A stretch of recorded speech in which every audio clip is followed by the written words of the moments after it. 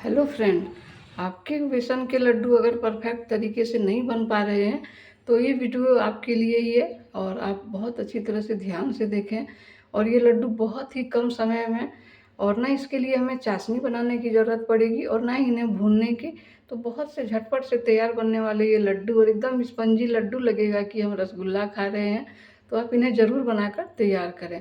तो इसके लिए एक मेजरमेंट के लिए कोई भी कटोरी या एक कप ले लें।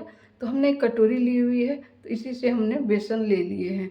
अब इसमें हमने जितने बेसन लिए हैं बिल्कुल उसी मात्रा में हमें चीनी लेने होते हैं। तो देखिए इस तरह से आप चीनी भी ले लें।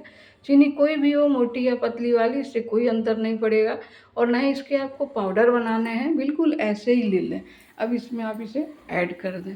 अब दोनों चीज़ों को आप एक स्पून की सहायता से अच्छी तरह से दोनों को मिला लें, ताकि दोनों चीज़ें अच्छी तरह से मिल जाए। तो अभी तो ये घुलेगी नहीं, बिल्कुल इस तरह से ही इसे मिलाने हैं आपको। अब इसके लिए हमें इसमें घी भी डालने होते हैं। तो जितनी मात्रा में हमने बेसन ली है ना, जिस कटोरी से, उसी में हम आधा कटोरी अब घी लेंगे। तो घी आप शुद्ध वाले ही लें। ऐसे आप चाहें तो दूसरी चीज़ों से बना सकते हैं, पर घी क्या है, पौष्टिक भी ज़्यादा होती है, इससे इसका टेक्सचर अच्छा आएगा और बहुत अच्छा खाने में भी लगेगा। तो घी लें। अब चलिए इसे हम इसमें मिला देंगे दोस्तों। तो फिर आधा कटोरी इसके लिए काफ़ी है, इससे ज़्यादा भी आपको नहीं लेने हैं और कम भी नहीं। अब चलिए सबको हम अच्छी तरह से अब मिला लेंगे। तो घी चाहे तो पिघली हुई ले सकते हैं, नहीं तो ऐसे भी आप 1 से 2 मिनट के अंतर्गत ये बहुत अच्छी तरह से पिघल कर और मेल्ट हो जाएगी इन सारी चीज़ों में। और इससे क्या होगा कि धीरे धीरे चीनी भी थोड़ी सी मेल्ट होने लगेगी। तो इन्हें आप बहुत अच्छी तरह से बिल्कुल दबाते हुए चम्मच को और इसे मिला लें सारी चीज़ों को। तो ये देखिए बहुत बढ़िया तरह से ये मिल चुकी है। तो इससे हम इसे और अच्छा तरह से ये करने के लिए इसका जो हम घोल तैयार करेंगे, तो इसमें हम देंगे दूध दोस्तों। तो दूध आप कोई भी दें, अगर गाय का दूध हो तो और अच्छा बनेगा इसका ये, नहीं तो जो भी दूध आपके पास हो। तो हमने मलाई वाली दूध रखी है। और कोई दूध ये गुनगुना हो या फिर अगर ऐसे ही रूम टेम्परेचर पे रखा हुआ हो, तो दोनों में ही कोई भी ले लें, पर बहुत गर्म अभी नहीं लें। और चलिए इसे हम अब मिलाएंगे। तो इसे अच्छी तरह से आप चम्मच को बिल्कुल दबाते हुए मिलाएं, ताकि ये बढ़िया से मिल जाए। क्योंकि हमने जो चीनी जो डाली है ना, तो ये थोड़े से अभी हार्ड हो गए हैं, पर दूध जाते ही ये बहुत बढ़िया से सॉफ्ट और अच्छी तरह से बनकर तैयार हो जाएंगे। तो इस तरह से देखिए इसे आप रगड़ते हुए बढ़िया से इसका एक घोल बना लीजिए। और अगर आपके पास मलाई वाली दूध नहीं है, तो अगर मलाई भी रखे हैं पहले से, तो मलाई भी डाल सकते हैं। अगर मलाई भी नहीं है तो हम बाद में बताएंगे कि आपको फिर इसमें क्या डालना है।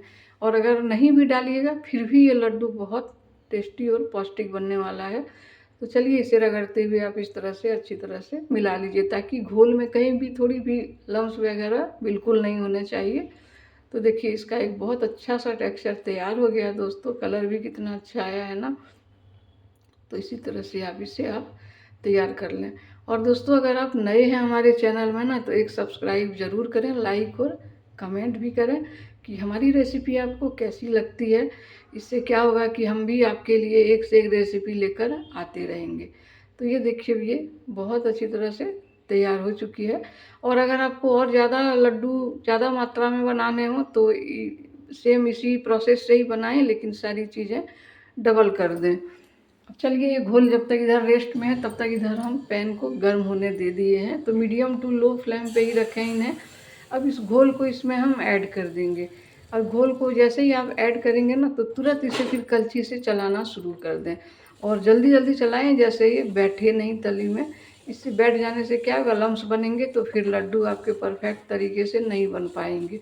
तो इस तरह से इसे मसलते हुए अच्छी तरह से आप इन्हें चलाते रहें। और अगर आप घी और देना चाहें तो 1 चम्मच अभी इस टाइम में दे सकते हैं, लेकिन हम दे चुके हैं पहले ही आधा कटोरी। तो अभी आपको देने की कोई ज़रूरत नहीं है। अब देखिए इसे आप इसी तरह से रगड़ते हुए चलाएं। अब इसका हमें एक अच्छा सा डो तैयार करना होता है। तो ये धीरे धीरे अपने आप जैसे चलाते रहेंगे ना, तो ये अपने आप ठीक होती जाएगी और बाद में ये डो का रूप ले लेती है। तो देखिए इसे इस तरह से आप इन्हें चलाएं। और ये लड्डू इतनी पौष्टिक भी होती है, हेल्दी भी, बिल्कुल बाज़ार की तरह देखने में, लेकिन उस खाने में उससे ज़्यादा टेस्टी और पौष्टिक तो होगी क्योंकि घर की चीज़ें हमने इसमें दे के बनाई है अपने। तो ये देखिए दोस्तों, अब ये कितनी अच्छी तरह से ये थिक हो गई है और इसका कलर भी कितना अच्छा आ गया है। इसमें हम देंगे 1 चम्मच मिल्क पाउडर। तो मिल्क पाउडर अगर आपके पास है तो दे दें, ये पूरी तरह से ऑप्शनल है, और अगर नहीं भी देंगे तो कोई बात नहीं है क्योंकि हमने दूध तो इसमें डाल ही दिया है। अब चलिए इसे अच्छी तरह से हम मिला लेंगे।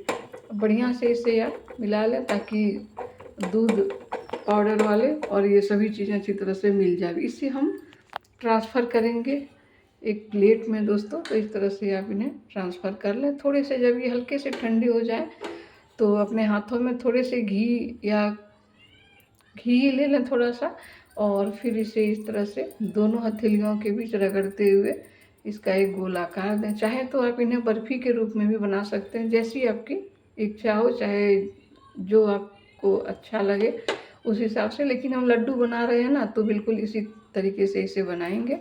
अब एक एक करके हम सबको तैयार कर लेने वाले हैं। तो ये देखिए, ये लड्डू कितनी अच्छी तरह से बन गई ना, झटपट, बिल्कुल कुछ देर भी नहीं लगा और ना ही हमें थोड़ी सी भी परेशानी आई। तो देखिए कितने अच्छी तरह से ये बनकर तैयार है दोस्तों। और देखिए ये इस तरह से आप दबा के देखोगे ना तो बिल्कुल इतना स्पंजी बनता है कि क्या बताएं। आप बना कर देखेंगे तभी आपको यकीन होगा। अब इसे हम थोड़े से ड्राई फ्रूट्स वगैरह से हल्का सा ऐसे ही गार्निश कर देंगे ताकि ये देखने में भी अच्छे लगें और थोड़ी सी हेल्दी भी हो जाए। तो इन्हें पिस्ता या कोई भी ड्राई फ्रूट से आप इन्हें इस तरह से सजा लें। और देखिए दोस्तों, इस तरह से आप बनाइए और अपने व्रत को फुल एंजॉय करिए।